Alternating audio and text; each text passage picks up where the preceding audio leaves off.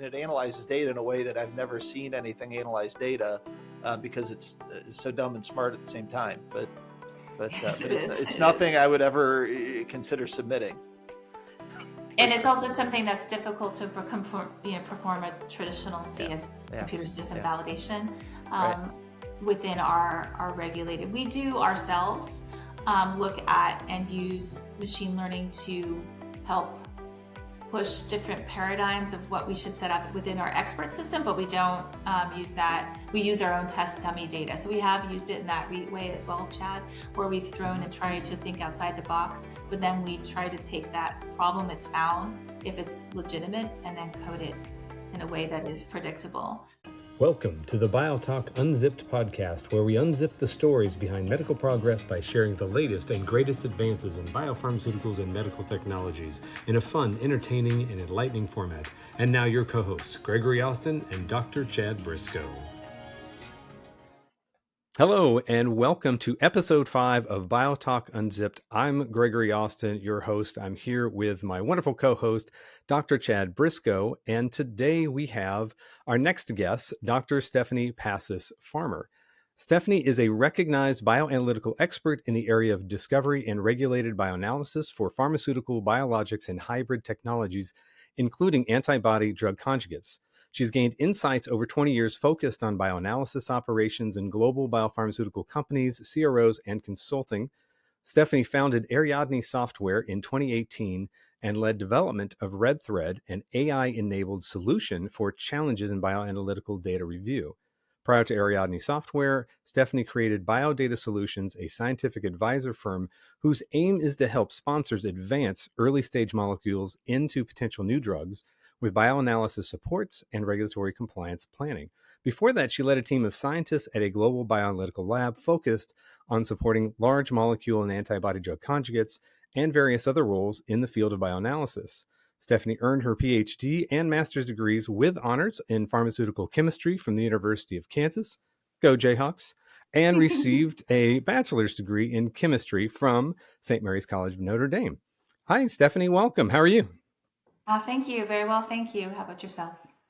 Doing well, trying to stay warm in this frigid Kansas air that we're dealing with. That's, I'm going to have to have a trip to Boston later this week, and I'm going to have to fly to Boston to warm up. Yes, you will. Yes, you will. Especially as we talked about, it's warmer in our freezers than it is outside right now. So yes, it's a balmy -6. Exactly. So Chad, are you in North Carolina today? I'm happy to be enjoying the North Carolina weather. Yeah, I was actually out in shorts yesterday. It wasn't shorts weather for North Carolina natives, but for a Michigan native, it was definitely shorts weather here. I did see someone in shorts. Going to the grocery store yesterday here. I said, "You must be from Minnesota because this is insane." Yeah. No. Yep, for sure. No, absolutely. So Stephanie, I wanted to start off by kind of diving into your journey into bioanalysis, and was curious, what made you pick pharmaceutical chemistry, in graduate school? And I probably know the second part of the answer to this question, but why KU? Well, rock chalk is all I have to say. I bleed red and blue. Nice. But I actually chose bioanalysis. I love taking things apart and putting them back together. And my graduate advisor was a specialist not only in bioanalysis, but also in microfluidic devices. So I actually got to work in a clean room, but also I loved the pharmaceutical application where I had originally wanted to go to med school. And I felt like this is a nice way of marrying my want to break things down and put them back together and also help meet unmet medical need. So it was really a combination of all of those things. And rock chalk because I went to my internship in undergrad at KU and fell in love with Lawrence to the point where I moved out to Philadelphia for work after my PhD and figured out a way to actually headquarters both of my companies back here in Lawrence now. So I am in that -6 degrees in Lawrence, Kansas as of today. But you're a California girl, right? I am a native Californian, Southern Californian. So it's very difficult at times. My pathetic Southern California blood doesn't know how to take these temperatures at all. Yeah. Well, very good. Well, can you walk us, kind of through, what brought you to where you are now, just kind of through your career and give us a little bit of background? I went the traditional pathway of going into large pharma, traditional at that point, 20 years ago. And I moved on from company to company, really looking for, now that I look back on it, the ability to make decisions and to problem solve and to help expedite drug development, because I was getting frustrated in some of the larger, being a small cog in a large wheel, moving things forward. And I didn't realize that until about 9 years ago, where I was gainfully employed and quit and started my own consulting firm. And so my journey through drug development was started in more of a traditional approach, and then went into the contract research organization when those actually became some of the larger areas of leading science, actually, because we got do a lot of the work that other people were outsourcing. So I followed the work and the interesting work, but then I realized I also wanted to lead my own team and run my own company, which was not something I had anticipated when I first left graduate school. Stephanie, one aspect that I found interesting with you is that you went from Merck to a CRO. That's more common now as we see pharma reduce their bioanalytical teams. And we actually talked with Russ Weiner about that in our previous one of our previous podcasts. But while it's common now, it sure wasn't common then. People must have probably thought you were crazy, right? They did. And I did go from a Merck to a biotech to a Okay, CRO. So there was all a right, little biotech a in little stepping between, stone. little stepping stone. I really followed the programs, to be honest, of where some of the growth and the cutting edge science was going on, which you Yeah. would not think that was happening at a CRO, but it was at that point, because a lot of the more difficult programs or the more interesting programs from large pharma were going to contract labs at that point. And I had also worked at BMS, where they took the outsourcing model on really early compared to others. Yeah. When I was there in 2008, they were outsourcing and working with overseas providers. And so for me, it wasn't as weird of a jump, but you are Yeah. absolutely correct. People thought I was insane for not going back to large pharma. But I did love the diversification that it provided me in the programs I could support, rather than just one or two Right. within a large pharma unit. But So anyways, you've made a career out of doing making jumps that people probably thought were crazy or they didn't understand, and you were ahead of the game, yeah. and I think we're going to get there. So to talk about moving into starting your own company a little bit. Oh, thank you. But yes, I was very much questioned when I made that decision. So what were some of the things that inspired you to kind of break out and start your own company? Well, the first thing that inspired me was I was actually working at a contract research organization, a CRO, and people were asking me questions to help troubleshoot, because I would emphasize with my team when I was running them, the group there, was to not only provide the data, but also if there were any issues, to assist in troubleshooting and to really think in depth of the problems that could have occurred in the future, as well as maybe looking critically at their data, and to really work as a solution provider as well. And some of the clients that I was working with, both large and small, appreciated that approach. And I didn't realize I was basically consulting for them at the time. And they had asked for assistance on other programs, but it wasn't ethical for me to do that within the current role that I had. And eventually I had enough of those requests that I decided, I thought I was going to start my own lab. So I thought, well, I'll just stop and consult until I open my own lab. And then I just haven't stopped.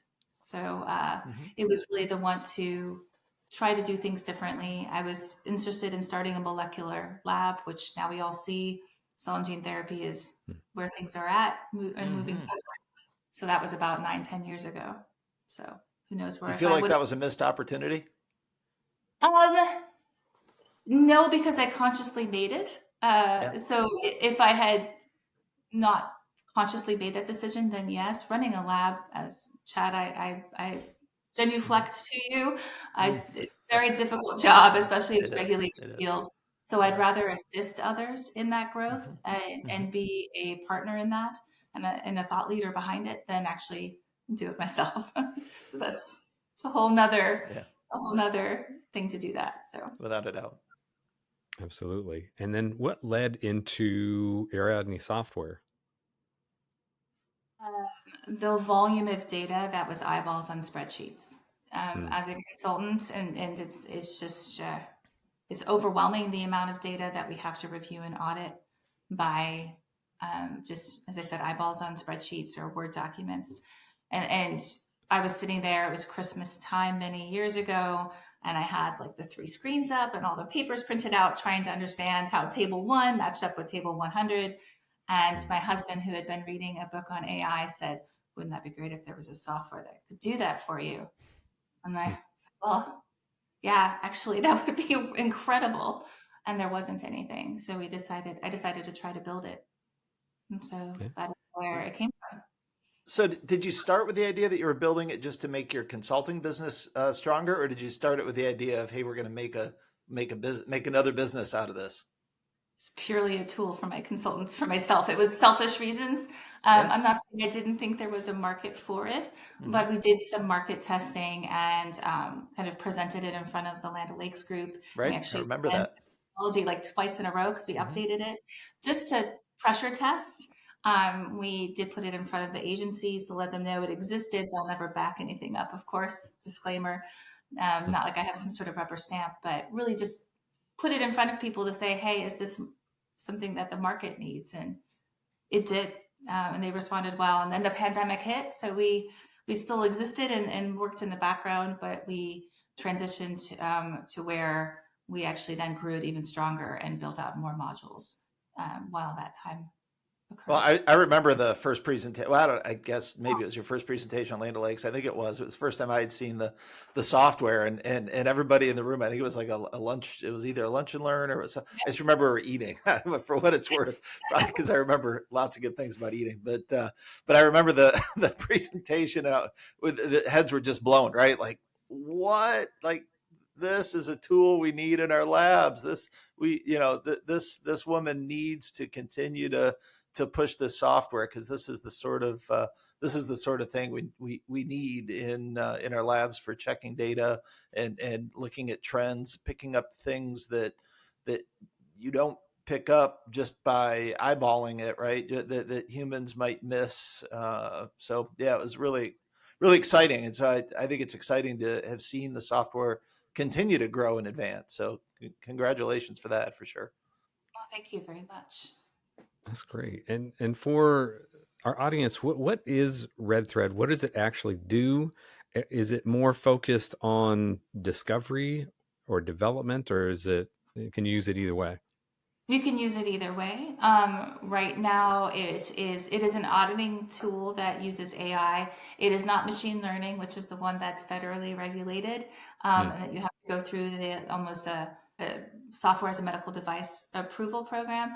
Right. It is natural language processing, OCR technique, as well as basic expert system, where it will take in your data from your validation, your sample analysis, audited according to the FDA requirements and EMA requirements for a validated assay. You can toggle some of the acceptance criteria, which would make it more applicable for a discovery level, but it really was written with regulated assays in mind, only because it checks the data that I think some people assume that a LIMS system checks data. And it doesn't check data. LIMS are wonderful. They're needed. We hate them, of course, because they're so difficult at times. It's a love-hate relationship, but it doesn't do the quality control of your data set. You Mhm. can flag things, but a human can always override it. So this one actually, it's not meant to remove quality control. It is called a human augmented intelligence. It's meant to help the human do their job better and quicker. Um, and so that is really, and there is also a statistical, what we grew out after during the pandemic, and some of their requests was actually statistical analysis. Basically, we're trying to take anything that's a manual process and automate it, um, because eventually, even if it's not a pain now, it is my belief that anything that is that is a manual process that can be automated is going to be preferred, because of just the volume of data that comes to us as we grow as an Hmm. industry and the speed we're expected to work at. It's just not humanly possible to keep up with non-automated processes. So that's what the software is. It is built with the auditing side, especially. You've actually scoped out and coded a thought process, which is an amazing thing to think of. But if you go through all my consultants and all the data we've looked at it over all the years, it really is a huge force multiplier, because now you have 40 consultants or 40 biomedical scientists looking at your data within 30 seconds to a minute, instead of just the one trying to QC it. So it's really meant to take the time we're reviewing. If you get 8 minutes in a day to review data, I want someone, or 8 hours in a day to review data, I want someone to have, instead of the 7 hours reviewing data and the 1 hour to solve whatever issue they find, I really want to flip that on its head. It just takes you an hour to review the data. And so you have 7 hours to either solve the problems or hopefully do something else, because you don't have to spend all that time. So I'm interested in how you built this. So I understand, you don't want to use the term machine learning because I guess that was new to me, but I'm here to learn. But I would more classically consider what you're doing machine learning. But this is either me showing what I do know or what I don't know. But what is the learning aspect in your software? When I think of a traditional AI or machine learning, it's an iterative process where as you use it, it learns and it improves, and you have to train the model, and then the trained model is actually beneficial. So how is that functioned? With your software, how does that work? So machine learning is its own beast, and it's kind of, there's supervised and unsupervised learning, and there's times where you don't know how it gets from point A to point B in its processing. And this is from, I'm not a full disclaimer, I'm a vigilante computer scientist. I'm not a real computer scientist. My last programming class was C++, so you can put into can speak to Still the 90s useful. there. Yep, So still useful. useful. But so machine learning is something where, in my understanding, is that you don't really know how it gets from point A to point B. Whereas our system, Right. we know how it gets. We've trained it to get there. With the expert system is that yes, no point where you can write in, this is, you see this data, the decision is this, yes or no. So that is the fundamental difference, and we know how it gets from one spot to another. And the reason why I believe, and this is from the regulations, I'm not an FDA regulator, but some of the concern is when you can't predict where it's going to go, or even if you can predict and supervise, you don't know how it's getting from one place to another. That's where some of that regulation comes in, especially and so that's why ours sidesteps that, as well as ours not being involved in making medical decisions. So those two things make it where it's an exempt approach. But that is where many of the current programs are going with machine learning, is that it really, and then you have your supervised, which, let's say if you're trying to tell your system to identify what a duck is, this is a great one when it's visual. You have a whole bunch of pictures of ducks. Okay. Yeah. So what is a duck? What is a duck? What is a duck? What is a duck? And you throw it a dog, and it now learns that's not a dog. That's not a duck, right? And so that's where supervised, right? And that takes big data, which, as even pharma, we don't really have big data. We don't have millions and millions and millions of things to show someone or show a system that can then help make decisions. However, we do have that many pictures of an animal or people for self-driving cars. Unsupervised is where you just throw a whole bunch of pictures at it, and it categorizes it and likens them up and figures out itself that is a duck. Yeah. I've played around with of course with ChatGPT, and just dumping a spreadsheet there with some data and just say, analyze the data, right? And then and it's interesting actually what you get out of that, and it sure isn't an output that I'd send to a customer, or send to send to somebody on the back end of it. But sometimes you can ask some questions, and it does pull out some interesting feedback. But it's more of a tool you use and you put your brain on it, then and it analyzes data in a way that I've never seen anything analyze data, because it's so dumb and smart at the same time. But Yes, it it's is. nothing I would ever consider submitting. And it's also something that's difficult to perform a traditional CS computer system validation. Right.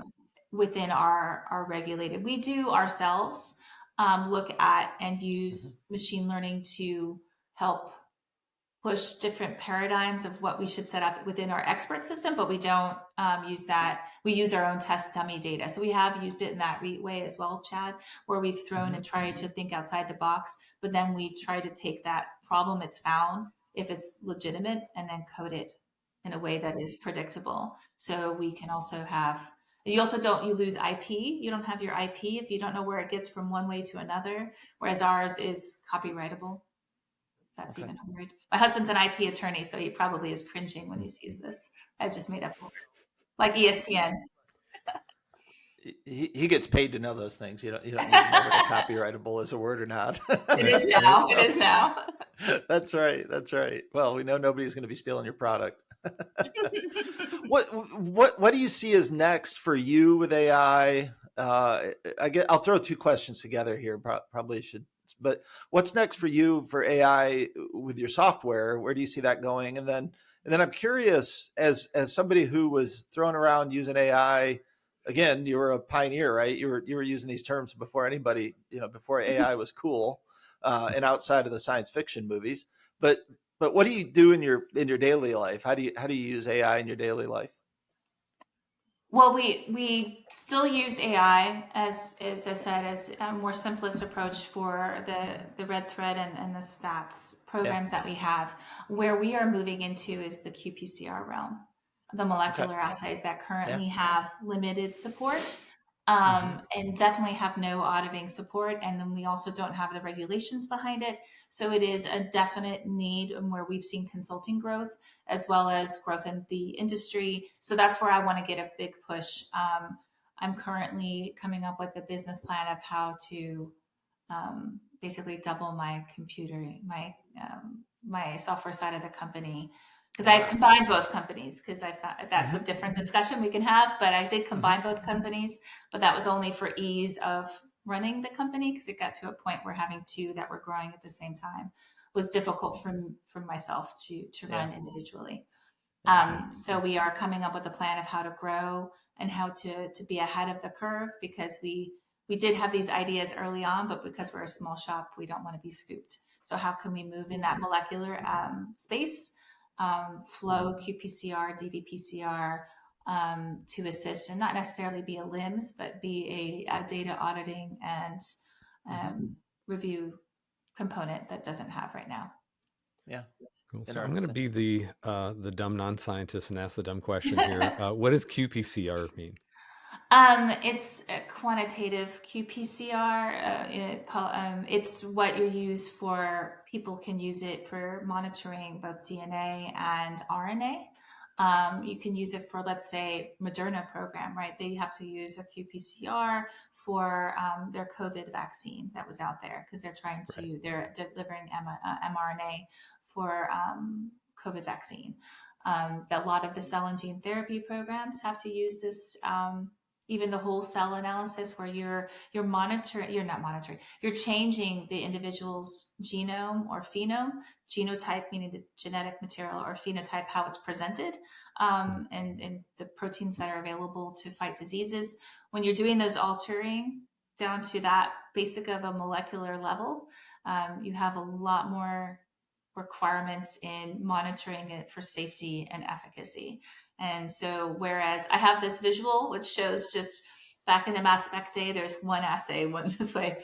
And then there's now with molecular assays requirements in the cell and gene therapy, it's this web of assays that feed into the program for all the different aspects you have to monitor. You have to monitor the DNA, you have to monitor the RNA, which is that expression of the DNA, and then you have to go to the activity and the protein. It's just it can be a mess. And so all the different, and those platforms are not always validated to the level that we're used to seeing. And the agency has given some guidance, but really it's the industry moving forward with how they're leading from that grassroots effort. Without particular guidance. So it can be a little bit of a wild west. So that's where our consulting firm works with a lot of the companies to to to work with them to get it up within the spirit of the validation requirements. And we want to build that auditing tool. And we actually have a prototype that should be in beta testing this month into next month as well with one of our partners. Yeah. So PCR, Greg, PCR to me, that's kind of like what's old is new again. And PCR is not a new technology, right? It's the way that we analyze DNA. But what's really changed in the industry is the modalities, so the different types of drugs. So when we think about those gene therapies and cell therapy drugs, we need to do new types of analysis, or we need to apply the old types of analysis in new ways. And so folks like Russ, when we talked to Russ at Takeda, he's setting up a whole laboratory, and a major focus of that laboratory. I don't think we specifically talked about it. It must be PCR because of the types of drugs that he's analyzing, and so. And so then we have all this data, and we're applying the data in different ways. And so what I understand that Stephanie's doing is she's saying, hey, I've got this tool that analyzes the traditional data from mass spectrometers and immunoassays in our field, but we don't have these tools or even these mindsets of how to look at PCR data in this new realm. And so, all right, hey, maybe we can throw this piece of software at it. We're not real good at analyzing this data as it is. Just as an industry, I don't think we're real good because we don't understand it. It's just not fully mature as some of these other technologies. So if we can, I love this idea, Stephanie, that you as a smaller, nimble company that's playing in this space, you can jump on this and you can give us a tool to look at this PCR data, and we find the PCR data when we start generating it, we generate a lot of data, right? So there's going to be a lot coming at a lot of people who just haven't built all their processes for years and years and years around looking at this data. So really exciting, Stephanie, and wish you the best of luck, because again, you'll move the industry forward with these tools, and you'll allow companies to push forward, which ultimately, whenever we're talking in the pharmaceutical industry, we're talking about the patients. And so if we can pull these tools together and accelerate drug development and improve the quality, then we're just driving drugs and solutions forward for patients. So that's awesome. Really great. Thank you.